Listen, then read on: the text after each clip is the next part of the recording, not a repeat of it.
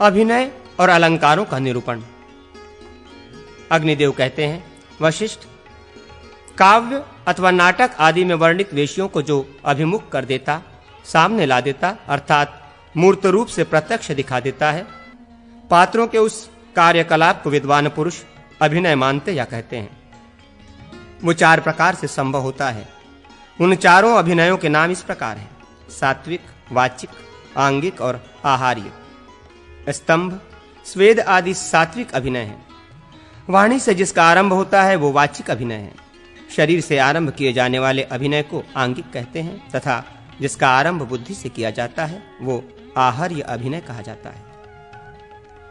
रसादि का आधान अभिमान की सत्ता से होता है, उसके बिना सबकी स्वतंत्रता व्यर्थ ही है। संभोग और विप्रलंभ के भेद से श्रृंगार 2 प्रकार का माना जाता है।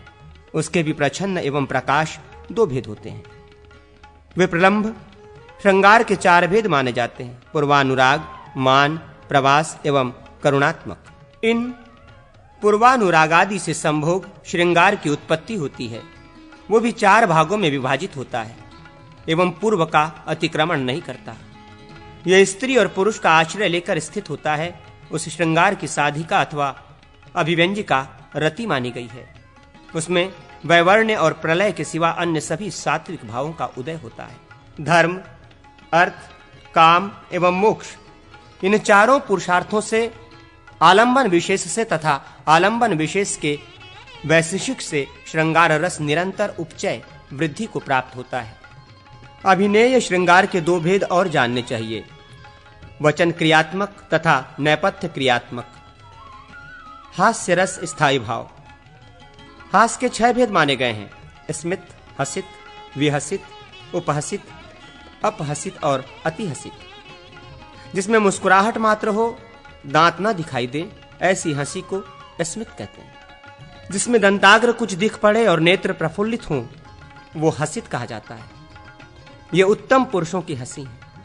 ध्वनियुक्त हास को विहसित तथा कुटिलतापूर्ण दृष्टि से देखकर किए गए अट्टहास को उपहसित कहते हैं। ये मध्यम पुरुषों की हंसी है। बेमौके जोर जोर से हंसना और नेत्रों से आंसू तक निकल आना ये अपहसित है, और बड़े जोर से ठहाका लगाकर हंसना अतिहसित कहा गया है। ये अधम जनों की हंसी है। जो करुण नाम से प्रसिद्ध रस है वो 3 प्रकार का होता है। करुण नाम से प्रसिद्ध जो रस है उसका स्थायी भाव शोक है। वो 3 हेतुओं से प्रकट होने के कारण त्रिविध माना गया है: धर्मोपघात जनित, चित्त विलास जनित और शोकदायक घटना जनित। प्रश्न: शोक जनित शोक में कौन स्थायी भाव है? उत्तर: जो पूर्ववर्ती शोक से उद्धृत हुआ है वो। अंग कर्म, नैपथ्य कर्म और वाक कर्म। इनके द्वारा रौद्र रस के भी 3 भेद होते हैं। उसका स्थायी भाव क्रोध है। उसमें स्वेद, रोमांच और वैपथु आदि सात्विक भावों का उदय होता है। दानवीर, धर्मवीर एवं युद्धवीर, ये 3 वीर रस के भेद हैं। वीर रस का निष्पादक हेतु उत्साह माना गया है। जहां प्रारंभ में वीर का ही अनुसरण किया जाता है, परंतु जो आगे चलकर भय का उत्पादक होता है, वहां भयानक रस है। उसका निष्पादक भय नामक स्थायी भाव है। विध्वत्स रस के उद्वेजन और शोभन 2 भेद माने गए हैं। पूर्ति, दुर्गंध आदि से विद्वेजन तथा रुधिर रक्षण रण आदि से शोभन होता है। जुगुप्सा, इसका स्थायी भाव है और सात्विक भाव का इसमें अभाव होता है। काव्य सौंदर्य की अभिवृद्धि करने वाले धर्मों को अलंकार कहते हैं। वे शब्द, अर्थ एवं शब्दार्थ, इन तीनों को अलंकृत करने से 3 प्रकार के होते हैं। जो अलंकार काव्य में व्युत्पत्ति आदि से शब्दों को अलंकृत करने में सक्षम होते हैं, काव्य शास्त्र की मीमांसा करने वाले विद्वान उनको शब्दालंकार कहते हैं। छाया, मुद्रा, उक्ति, युक्ति, गुम्फना, वाकोवाक्य, अनुप्रास, चित्त और दुष्कर, ये संकर को छोड़कर शब्दालंकार के 9 भेद हैं। दूसरों की उक्ति के अनुकरण को छाया कहते हैं।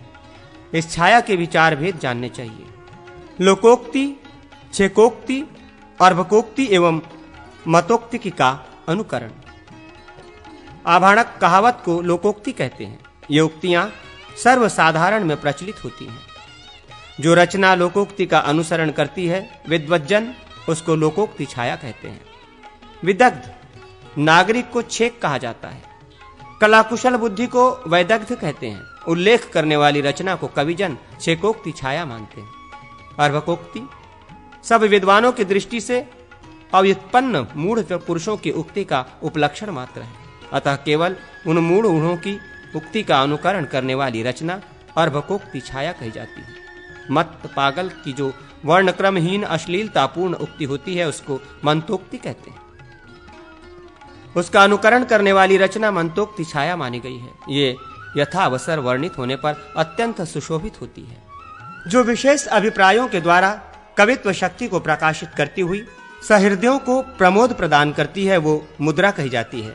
हमारे मत से वही शैया भी कही जाती है, जिसमें युक्ति युक्त अर्थ विशेष का कथन हो तथा जो लोक प्रचलन के प्रयोजन की विधि से सामाजिक के हृदय को संतर्पित करती है, उसको उक्ति कहते हैं। उक्ति के अन्वांतर भेदों में विधि निषेध, नियम अनियम तथा विकल्प परिसंख्या से संबंध 6 प्रकार की उक्तियां होती हैं। परस्पर पृथकभूत के समान स्थित वाच्य और वाचक दोनों की योजना के लिए जो समर्थ हो, मनीषी जन उसे उक्ति कहते हैं। युक्ति के विषय 6 हैं: पद, पदार्थ, वाक्य, वाक्यार्थ, प्रकरण और प्रपंच। गुंफना कहते हैं रचना आचार्या को। वो शब्दार्थ क्रम गोचरा, शब्दानुकरा तथा अर्थानुपूर्वार्था इन 3 भेदों से युक्त है। जिस वाक्य में उक्ति और प्रत्युक्ति, प्रश्न और उत्तर दोनों हो, उसे वाको वाक्य कहते हैं। उसके भी 2 भेद हैं, रुजुक्ति और वक्त्रोक्ति। इनमें पहली जो रुजुक्ति है वो स्वाभाविक कथन रूपा है। रुजुक्ति के भी 2 भेद हैं, अप्रश्न पूर्विका और प्रश्न पूर्विका। वक्त्रोक्ति के भी 2 भेद हैं, भंग वक्त्रोक्ति और काकु वक्त्रोक्ति। शब्दालंकारों का विवरण। अग्निदेव कहते हैं वशिष्ठ, पद एवं वाक्य में वर्णों की आवृत्ति को अनुप्रास कहते हैं। वृत्ति अनुप्रास के वर्ण समुदाय 2 प्रकार के होते हैं, एक वर्ण और अनेक वर्ण। एक वर्णगत आवृत्ति से 5 वृत्तियां निर्मित होती हैं: मधुरा, ललिता, प्रौढ़ा, भद्रा तथा परुषा। मधुरा वृत्ति की रचना में वर्गांत पंचम वर्ण के नीचे उसी वर्ग अक्षर तथा र, न, म, न ये वर्ण ह्रस्व स्वर से अंतरित होकर प्रयुक्त होते हैं तथा 2 नकारों का संयोग भी रहा करता है। वर्ग वर्णों की आवृत्ति 5 से अधिक बार नहीं करनी चाहिए। महाप्राण वर्ग के दूसरे और चौथे अक्षर और ऊष्मा श, श, स, ह इनके संयोग से युक्त उत्तरोत्तर लघु अक्षर वाली रचना मधुरा कही गई है। ललिता में वकार और लकार का अधिक प्रयोग होता है। वकार से दंतोष्ठय वर्ण और लकार से दंत्य वर्ण समझने चाहिए। जिसमें उधर्वगत रेफ से संयुक्त पकार, णकार एवं वर्ग वर्ण प्रयुक्त होते हैं, किंतु टवर्ग और पंचम वर्ण नहीं रहते, वो प्रौढ़ावृत्ति कही जाती है। जिसमें अवशिष्ट असंयुक्त रेफ, णकार आदि कोमल वर्ण प्रयुक्त होते हैं, वो भद्रा अथवा कोमलावृत्ति मानी जाती है। जिसमें ऊष्मा वर्ण श, श, स, ह विभिन्न अक्षरों से संयुक्त होकर प्रयुक्त होते हैं, उसको परुषा कहते हैं। परुषावृत्ति में आकार के सिवा अन्य स्वरों की अत्यधिक आवृत्ति होती है। अनुस्वार विसर्ग निरंतर प्रयुक्त होने पर परुषता प्रकट करते हैं। रेफ संयुक्त श, श, स का प्रयोग, अधिक आकार का प्रयोग, अंतःस्थ वर्णों का अधिक निवेश तथा रेफ और अंतःस्थ से भेदित एवं संयुक्त हकार भी परुषता का कारण होता है। और प्रकार से भी जो गुरु वर्ण है वो यदि माधुर्य विरोधी वर्ण से संयुक्त हो तो परुषता लाने वाला होता है। उस परुष रचना में वर्ग का आदि अक्षर ही संयुक्त एवं गुरु हो तो श्रेष्ठ माना गया है। पंचम वर्ण में यदि संयुक्त हो तो परुष रचना में उसे प्रशस्त नहीं माना गया है। किसी पर आक्षेप करना हो या किसी कठोर शब्द का अनुकरण करना हो तो वहां परुषावृत्ति भी प्रयोग में लाई जाती है। क, च, ट, त, प इन 5 वर्गों, अंतःस्थ वर्णों और ऊष्मा अक्षरों के क्रमशः आवर्तन से जो वृत्ति होती है उसके 12 भेद हैं: कर्नाटी, कौंतली, कौंकी, कौंकणी, वाणवासिका, द्राविड़ी, माथुरी, मात्सी, मागधी, ताम्रलिप्तिका, औंड्री तथा पौंड्री। अनेक वर्णों की जो आवृत्ति होती है वो यदि भिन्न भिन्न अर्थों की प्रतिपादिका हो तो उसे यमक कहते हैं। यमक दो प्रकार का होता है, अव्ययित, अव्यपेत और व्यपेत। निरंतर आवृत्त होने वाला अव्यपेत और व्यवधान से आवृत्त होने वाला व्यपेत कहा जाता है। स्थान और पाद के भेद से इन दोनों के दो दो भेद होने पर कुल 4 भेद हुए। आदि पाद के आदि, मध्य और अंत में 1, 2 और 3 वर्णों की पर्याय से आवृत्ति होने पर कुल 7 भेद होते हैं। यदि 7 पादों में उत्तरोत्तर पाद 1, 2 और 3 पदों से आरंभ हो तो अंतिम पाद 6 प्रकार का होता है। तीसरा पाद के आदि, मध्य और अंत में आवृत्ति होने से 3 प्रकार का होता है। श्रेष्ठ यमक के निम्नलिखित 10 भेद होते हैं: पादांत यमक, कांची यमक, समुदक यमक, विक्रयांत यमक, वक्रवाल यमक, संदष्ट यमक, पादादि यमक, आमेड्रिक यमक, चतुर्थ वसित यमक और माला यमक। इनके भी अन्य भेद होते हैं। सहृदयजन भिन्नार्थवाची पद की आवृत्ति को स्वतंत्र एवं अस्वतंत्र पद के आवर्तन से 2 प्रकार की मानते हैं। 2 आवृत्त पदों का समास होने पर समस्ता और उसके समास रहित रहने पर व्यस्ता आवृत्ति कही जाती है। एक पाद में विग्रह होने से अमासत्व प्रयुक्त व्यस्ता जानी जाती है। यथासंभव वाक्य की भी आवृत्ति इस प्रकार होती है। अनुप्रास, यमक आदि अलंकार लघु होने पर भी इस प्रकार सुधीजनों द्वारा सम्मानित होते हैं। आवृत्ति पद की हो या वाक्य आदि की, जिस किसी आवृत्ति से जो वर्ण समूह समान अनुभव में आता है उस आवृत्ति रूप को आदि में रखकर जो सानुप्रास पद रचना की जाती है वो सहृदय जनों को रसास्वाद कराने वाली होती है। सहृदय जनों की गोष्ठी में जिस वाग्बंध पद रचना को कौतूहल पूर्वक पढ़ा और सुना जाता है उसे चित्र कहते हैं। इनके मुख्य 7 भेद होते हैं: प्रश्न, प्रहेलिका, गुप्त, च्युताक्षर, दत्ताक्षर, च्युत दत्ताक्षर और समस्या। जिसमें समानांतर विन्यास पूर्वक उत्तर दिया जाए वो प्रश्न कहा जाता है और वो एक पृष्ठोत्तर और द्विपृष्ठोत्तर के भेद से 2 प्रकार का होता है। एक पृष्ठ के भी 2 भेद हैं, समस्त और व्यस्त। जिसमें दोनों अर्थों के वाचक शब्द गूढ़ रहते हैं उसे प्रहेलिका कहते हैं। वो प्रहेलिका आर्थी और शाब्दी के भेद से 2 प्रकार की होती है। अर्थबोध के संबंध से आर्थी कही जाती है, शब्दबोध के संबंध से उसको शाब्दी कहते हैं। इस प्रकार प्रहेलिका के 6 भेद बताए गए हैं।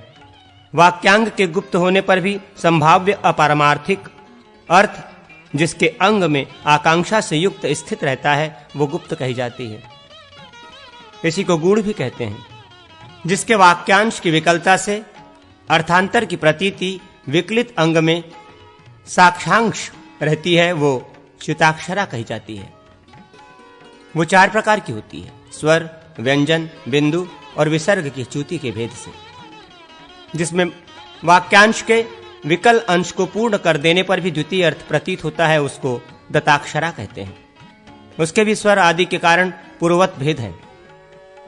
जिसमें लुप्त वर्ण के स्थान पर अक्षरांतर के रखने पर भी अर्थांतर का आभास होता है वो च्युत दत्ताक्षरा कही जाती है। जो किसी पद्यांश से निर्मित और किसी पद्य से संबद्ध हो वो समस्या कही जाती है। समस्या दूसरे की रचना होती है, उसकी पूर्ति अपनी कृति है। इस प्रकार अपनी तथा दूसरे की कृतियों के सांकर्य से समस्या पूर्ण होती है। पूर्वोक्त चित्र काव्य अत्यंत क्लेश साध्य होता है एवं दुष्कर होने के कारण वो कवि की कवित्व शक्ति का सूचक होता है। ये नीरस होने पर भी सहृदयों के लिए महोत्सव के समान होता है। यह नियम विदर्भ और बंध के भेद से 3 प्रकार का होता है। रमणीय कविता के रचयिता कवि की प्रतिज्ञा को नियम कहते हैं। नियम भी स्थान, स्वर और व्यंजन के अनुबंध से 3 प्रकार का होता है। काव्य में प्रातिलोम्य और आनुलोम्य से विकल्पना होती है। प्रातिलोम्य और आनुलोम्य शब्द और अर्थ के द्वारा भी होता है। विविध वृत्तों के वर्ण विन्यास के द्वारा उन प्रसिद्ध वस्तुओं के चित्र कर्मादि की कल्पना को बंध कहते हैं। बंध के निम्नांकित 8 भेद माने जाते हैं: गोमूत्रिका, अर्धभ्रमक, सर्वतोभद्र, कमल, चक्र, चक्राब्जक, दंड और मुरज। जिसमें श्लोक के दोनों अर्धभागों तथा प्रत्येक पाद में एक एक अक्षर के व्यवधान से अक्षर साम्य प्रयुक्त हो उसको गोमुत्रिका बंध कहते हैं। गोमुत्रिका बंध के दो भेद कहे जाते हैं। पूर्वा गोमुत्रिका, जिसको कुछ काव्यवेत्ता अश्वपदा भी कहते हैं, वो प्रति अर्धभाग में एक एक अक्षर के बाद अक्षर साम्य से युक्त होती है। अंतत्या गोमुत्रिका, जिसको धनुजेल बांध भी कहते हैं, वो प्रत्येक पद में एक एक अक्षर के अंतर से अक्षर साम्य समन्वित होती है। गोमुत्रिका बंध के पूर्वोक्त दोनों भेदों का क्रमशः अर्धभागों और अर्धपादों से विन्यास करना चाहिए। यहाँ क्रमशः नीचे नीचे विन्यस्त वर्णों का, नीचे नीचे स्थित वर्णों का जब तक चतुर्थ पाद पूर्ण न हो जाए तब तक नयन करें। चतुर्थ पाद पूर्ण हो जाने पर प्रतिलोम क्रम से अक्षरों को पादार्ध पर्यंत ऊपर ले जाएं। इस तरह 3 प्रकार का सर्वतोभद्र मंडल बनता है। कमलबंध के 3 प्रकार हैं, चतुर्दल, अष्टदल और षोडशदल। चतुर्दल कमल को इस प्रकार से आबद्ध किया जाता है। प्रथम पाद के ऊपरी 3 पादों वाले अक्षर सभी पादों के अंत में रखे जाते हैं। पूर्व पाद के अंतिम वर्ण को पिछले पाद के आदि में प्रातिलोम्य क्रम से रखा जाए। अंतिम पाद के अंतिम 2 अक्षरों को प्रथम पाद के आदि में निविष्ट किया जाए। यह स्थिति चतुर्दल कमल में होती है। अष्टदल कमल में अंत पाद के अंतिम 3 अक्षरों को प्रथम पाद के आदि में विन्यस्त किया जाता है। षोडशदल कमल में 2 अक्षरों को बीच में कर्णिका, मध्यवर्ती 1 अक्षर का उच्चारण होता है। कर्णिका के अंत में ऊपर पात्राकार अक्षरों की पंक्ति लिखें और उन्हें कर्णिका में प्रविष्ट कराएं। ये बात चतुर्दल कमल के विषय में कही गई है। कर्णिका में 1 अक्षर लिखें और दिशाओं तथा विदिशाओं में 2-2 अक्षर लिखें। प्रवेश और निर्गम का मार्ग प्रत्येक दिशा में रखें। ये बात अष्टदल कमल के विषय में कही गई है। चारों ओर विषम वर्णों का उतनी ही पत्रावली बनाकर न्यास करें और मध्य कर्णिका में सम अक्षरों का 1 अक्षर के रूप में न्यास करें। ये बात षोडशदल कमल के विषय में बताई गई है। चक्रबंध 2 प्रकार का होता है, एक 4 अरों का और दूसरा 6 अरों का। उनमें जो आदिम अर्थात 4 अरों वाला चक्र है उसके पूर्वार्ध में समवर्णों की स्थापना करें और प्रत्येक पाद के जो प्रथम, पंचम आदि विषम वर्ण हैं उनको एवं चौथे और 8वें दोनों समवर्णों को क्रमशः उत्तर, पूर्व, दक्षिण और पश्चिम के अरों में रखें। उत्तर पादार्थ के 4 अक्षरों को नाभि में रखें और उसके आदि अक्षर को पिछले 2 अरों में ले जाएं। शेष 2 पदों को नेमि में स्थापित करें। तृतीय अक्षर को चतुर्थ पाद के अंत में तथा प्रथम 2 समवर्णों को 3 पादों के अंत में रखें। यदि 10वां अक्षर सम हो तो उसे प्रथम अरे पर रखें और 6 अक्षरों को पश्चिम अरे पर स्थापित करें। वे 2-2 के अंतर से स्थापित होंगे। इस प्रकार वृहचक्र का निर्माण होगा। वृहचक्र बताया गया। सामने के 2 अरों में क्रमशः 1-1 पाद लिखें, नाभि में दशम अक्षर अंकित करें और नेमि में चतुर्थ चरण को ले जाएं। श्लोक के आदि, अंत और दशम अक्षर समान हों तथा दूसरे और चौथे चरणों के आदि और अंतिम अक्षर भी समान हों। प्रथम और चौथे चरण के प्रथम, चतुर्थ और पंचम वर्ण भी समान हों।